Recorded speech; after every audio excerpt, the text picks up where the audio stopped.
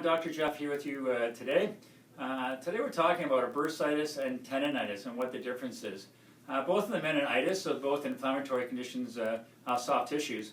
Bursitis is dealing with a bursa sac, and the bursa sac is a little sac of fluid. Anytime a tendon runs over a tendon or a tendon runs over a bone, you have a sac of fluid called a bursa sac. It gets squished and it kind of lubricates the tendon so it slides nice and smoothly. Whereas the tendonitis is dealing more with the tendon. A tendon is the piece of tissue that attaches from the muscle to the bone. And a tendon itself doesn't have a lot of blood supply. It's more of a collagen type of tissue. It's just an attachment thing, and it helps the muscle and the joints move. With a bursitis, quite often a bursitis can come on because of trauma. So you fall on your elbow and bang it, and you get this little sac of fluid sitting here. That's called olecranon bursitis. You fall on your hip, and you get a sore hip on the side.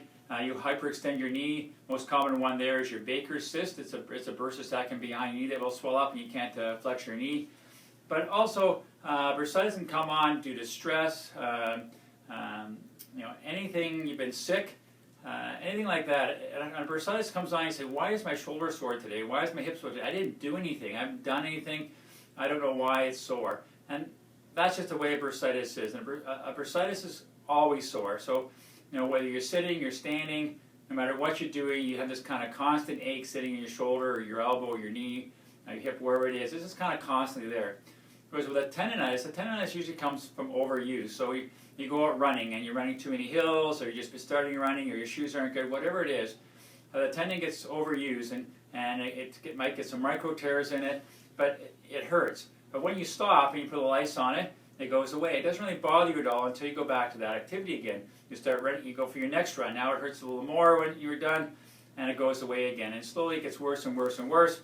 Whereas with a bursitis, it's just constant ache, constant ache, constant. It doesn't get worse, doesn't get better, just constantly there. So that's one of the big differences between what a bursitis and a tendonitis feels like.